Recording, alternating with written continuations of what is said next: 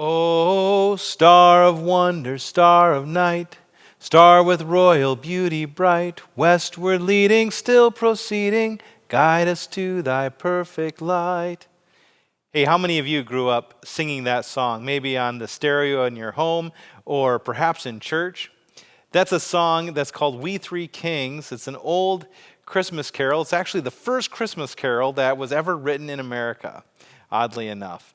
You know, I grew up singing that song, and it talks about these travelers who were on their way to find this new king. And of course, they found the king. His name was Jesus, and they gave him these gifts. They followed a star to get to this place. Have you ever been one of those stargazers, someone who looks out into the sky, into the night sky, and looks at the planets and the constellations and wonders, what is the meaning behind all this? I don't know about you, but I'm sure that you have a story of a time in your life, or maybe that's something that you like to do even now. When I was in high school, I loved to go home after work. I worked at a pizza restaurant until late at night, often until after midnight.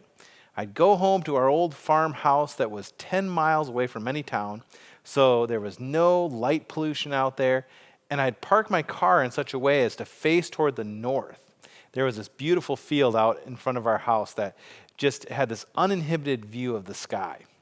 And I'd lay out on my car hood, and I'd feel the warmth of the engine, there, and I'd look out into the northern sky, and I'd see the Big Dipper. I'd see the northern star. I'd look out and see what kind of constellations I could see. And I'd imagine my own story, and I'd think about my own life during those times. I think those big existential thoughts like, man, I wonder what's out there. I wonder what's out there for me. What's the meaning? What perhaps, what kind of guidance can I even look to for thinking about God creating these great stars and these great planets and think, man, if God can direct all that, what kind of direction is in my life? I don't know if you've ever had those moments in your own life. I certainly did back then. The stars and the heavens and looking to them for guidance and looking for them for meaning is something that really humans have been doing since, history's been recorded. That song that I started with, The Three Kings, that's what the story we're going to look at today in our series as we wrap up, actually, our series called The Wonder of It All. We're going to consider the wonder that's found in the story of the Magi. This story is found in the Gospel of Matthew in chapter 2, and so let's look at it together. After Jesus was born in Bethlehem in Judea, during the time of King Herod, Magi came from the east to Jerusalem and asked, "Where is the one who has been born King of the Jews? We saw his star when it rose, and we have come to worship him." When King Herod heard this, he was disturbed, and all Jerusalem with him. When he had called together all the people's chief priests and teachers of the law, he asked them where the Messiah was to be born. "In Bethlehem, in Judea," they replied, "for this is what the prophet has written." A quote from Malachi here. "But you, Bethlehem, in the land of Judah, are by no means least among the rulers of Judah, for out of you will come a ruler who will shepherd my people Israel." Then Herod called the Magi secretly and found out from them the exact time that the star had appeared. He sent them to Bethlehem and said, "Go and search carefully for the child. As soon as you find him, report to me, so that I too may go and worship him." After they had heard the king, they went on their way, and the star that they had seen when it rose went ahead of them until it stopped over the place where the child was. When they saw the star, they were overjoyed. On coming to the house, they saw the child and his mother Mary, and they bowed down and worshipped him. Then they opened their treasures and presented him with the gifts of gold, frankincense, and myrrh. Having been warned in a dream not to go back to Herod, they returned to their country by another route. When I was a boy hearing this story for the very first time, I had no problem entering into it, fully accepting it just as it's presented. It made sense to me that kings from another land would travel a long ways to visit Jesus, who was the new king, right? Now, I have to admit, as an adult, I read this story and I think, I have some questions about this, and that's okay to have questions. In fact, we're going to have a little bit of fun with this today and look at this, some of the characters and the situations in this story. So let's just look at a couple, shall we? First of all, the question that comes to mind is this: who were the Magi? Who were these people that traveled so far? Like the song that I sang in the beginning of this sermon, legend remembers the Magi as kings who traveled from the far east.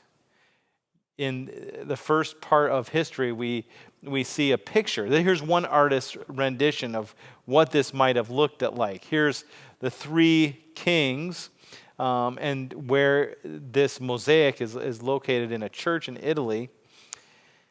And here they are with their names. You probably can't see it on the picture, but they gave them these names of Balthazar, Melchior, and Gaspar. I might be really mispronouncing those, but go with me.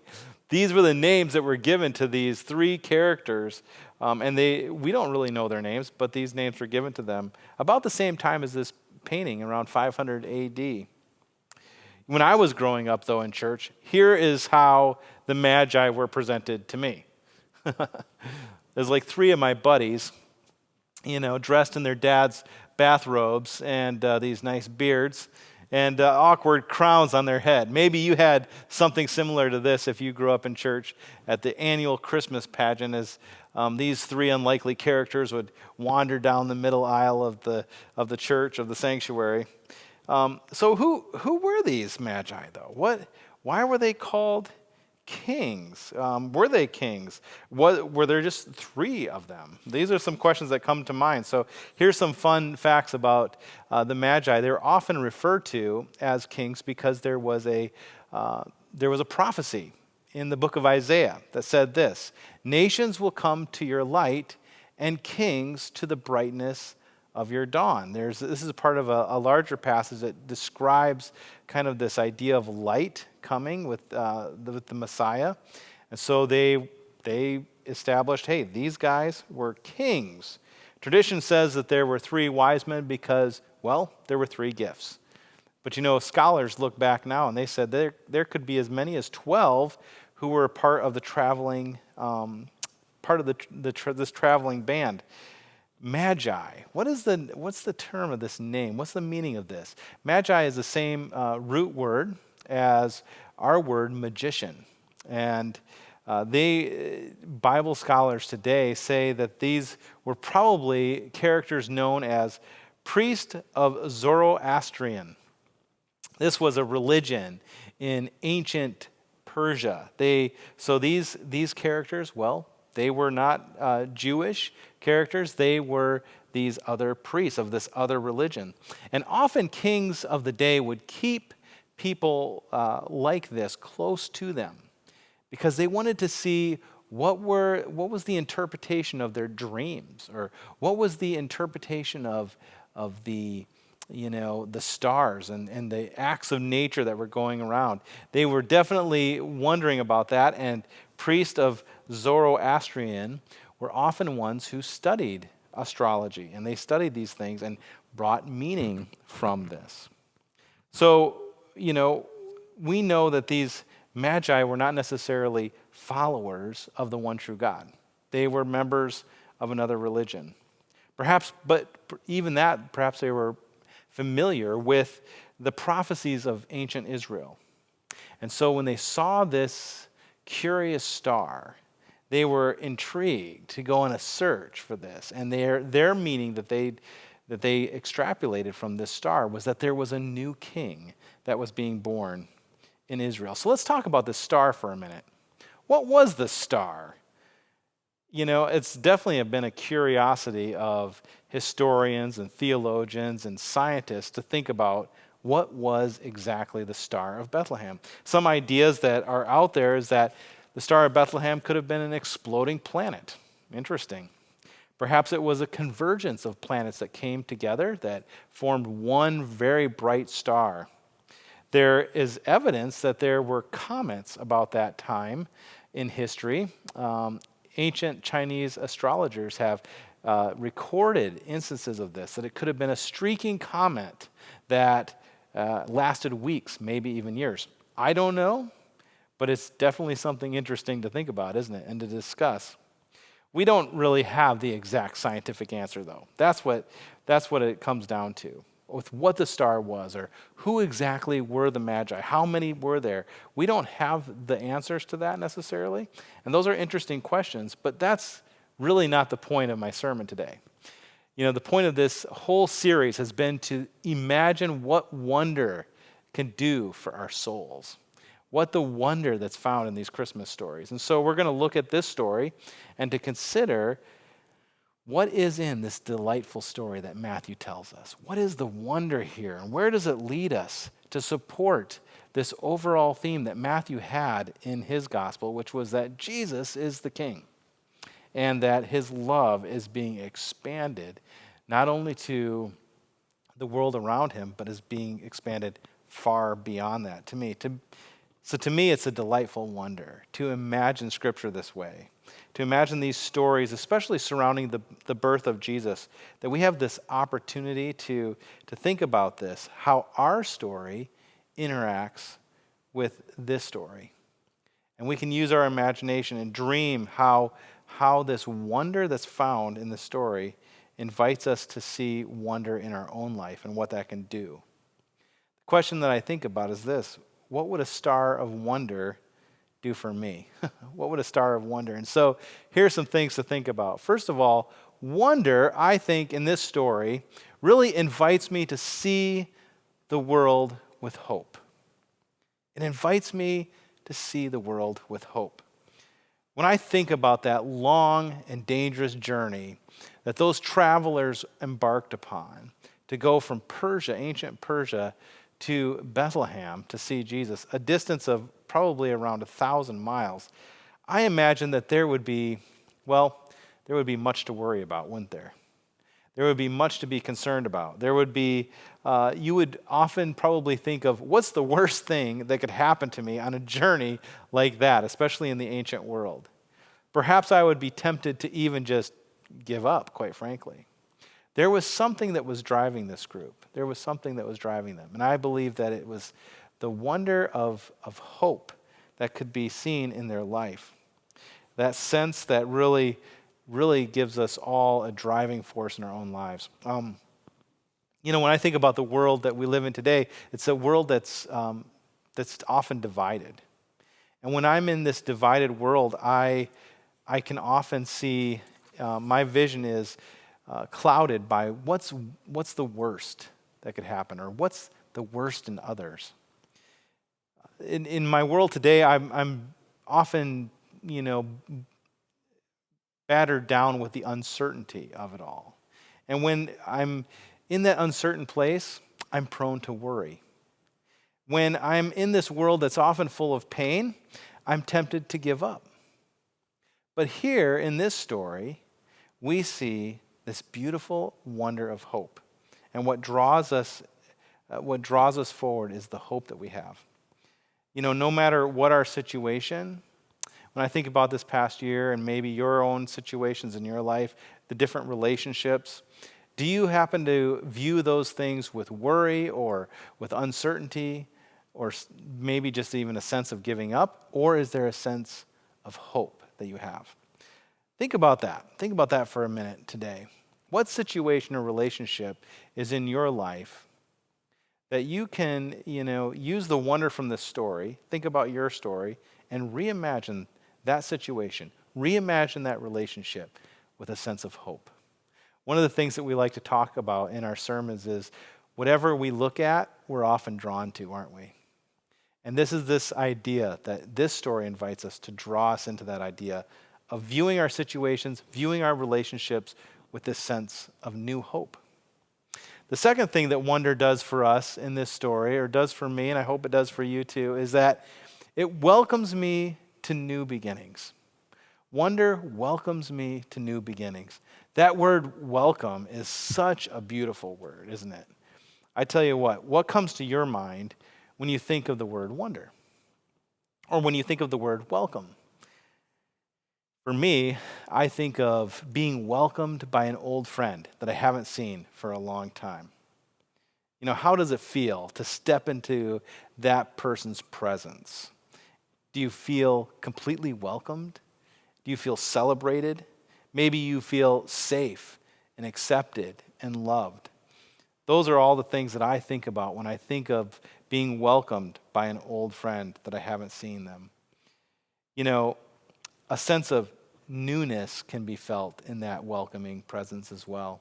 A sense of newness that everything is going to be all right. In our world today, we're often dominated by feelings of shame or feelings of being canceled in our culture. But contrary to that, the wonder of God's story, especially in the story of the Magi, is that we're welcomed into a place that we can imagine a new beginning. We're welcomed in that space of a new chance at life. Now, when I say those types of things, in your life, maybe you can imagine a situation or something going on in your life again that maybe needs that welcome presence of a new beginning. You may feel like when you think about that situation in your life that maybe brings a sense of shame or a sense of like, man, I wish I had that to do over again, or I wish there was something different about that. You can feel the sense of being discouraged, that you don't see a way forward. But I want, rather than that, let's imagine, let's allow wonder to really do its work of someone meeting you fresh at the door and giving you a chance to take that burden and lay it aside. Welcome you with something fresh and new, a new beginning. This is really what the story of Christmas and this story of the Magi kind of does for me in this idea of wonder. We've just come through Christmas. If you're watching this message, we've just celebrated Christmas, and we celebrate that. How do we celebrate that? We celebrate with gifts, don't we? We have this exchange of gifts and to show our love. And in the story of the Magi, they definitely brought their gifts to Jesus, but I imagine that in that exchange, there was another gift that was given to those Magi. And that was this gift of a new beginning, a new start, a new way of looking at life. And that's the wonderful story, the Christmas has for us, that we have this idea of a gift that God longs to give to you, and that is a new beginning. And so my question to you is this: what part of your life longs to welcome a new beginning? Maybe just jot that down in your notes real quick. Think about that situation. Maybe there's a part of your life or a relationship that really longs for a new beginning. And allow God to enter into that space with you and to reimagine that, what that might look like. The last thing I want to talk about this with wonder is that it draws me into this. It draws me into the inclusive love of God. The wonder of the story of the Magi draws me into this inclusive love of God. One of the great wonders of this story is that God's love is not just for those who, were in the first part of the story, who God originally showed his love. Now we see that this love of God is being expanded. The boundaries of this love is being expanded to people who would normally be considered on the outside. They wouldn't be considered on the inside. Let's just sit with that for a moment and think about God's love as being inclusive. The story of Scripture starts with God sharing his love with a specific people group and choosing to extend that love to these people.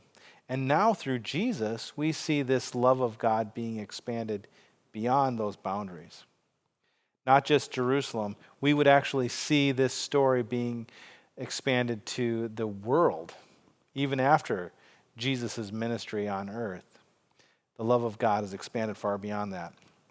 The idea of God's love being inclusive rather than exclusive, I can tell you this, that can feel a bit threatening, especially when we think about how God's love is like for us. We often think, man, God's love is extended to me, and so that I'm most comfortable, with that being people that look like me, people that think like me, people that have beliefs like me. That's where I experience the love of God. And so that can feel a little threatening when we think of God's love being expanded to people like priests of Zoroastrian. I'll tell you how this became personal in my life. I'm very grateful for the life that I had growing up. I grew up in what would be considered like a Christian home. My parents loved Jesus and tried to follow Jesus best they could. They raised me in the church, raised me with certain beliefs. And as a little boy, I learned about Scripture. I learned, how to follow Jesus and to do that the best I could. And one of the ways that can affect a person is that you can really just get comfortable with those type of ideas, around those type of people. And you develop an idea that, you get to experience the love of God because, well, you were raised the right way and you were raised with all the right answers. And sometimes it's even communicated like that in those worlds that the love of God is found in that way. It's found in the ways that people that look like you, people that act like you, people that believe the way that you do. One of the first experiences that I had where that idea was pretty much shattered was when the birth of our first daughter. She was born prematurely, and so she spent some time in the neonatal unit of the hospital. We had a couple of nurses that became really close friends to us during that time. They took just the best care of our daughter, and they showed us the most amazing, generous love that really we had ever experienced outside of our little community. And this was from a couple of nurses that, honestly, they didn't look like us, they didn't talk like us, they didn't believe the same things that we did, but we became close friends with these nurses, and they showed us the love of God. My idea of the love of God through that experience was really expanded in a great way. I often thought, man, I don't know if I've ever experienced this type of love and care from people, especially people that were outside of my world. We came close friends through that experience with those nurses. And you know what? We still didn't think alike, and we didn't necessarily believe all the same things. But the one gift that I was given through that experience was that I had a much broader, expansive view of the love of God and who it was for. So let's ask a real personal question. As I tell my story to you today, you might think, I've had that experience as well. Who in my life will I extend the love of God toward in the new year? Who in my life can I just say, man, the love of God includes these people, and I want to be a part of that. I want to be a part of that.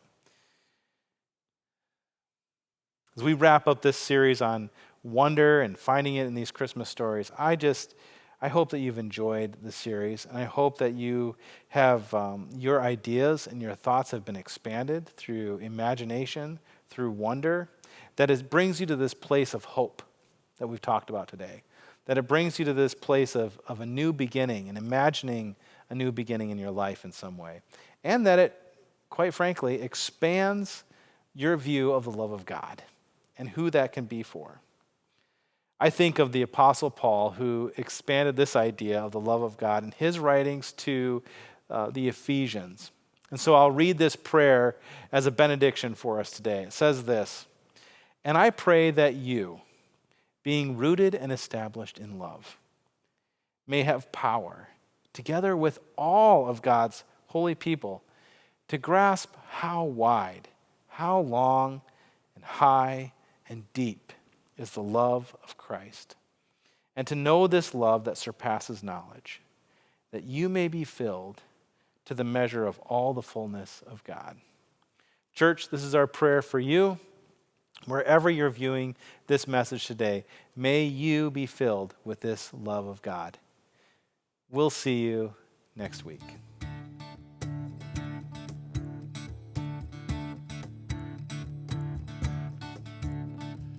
Hark the herald angels sing, glory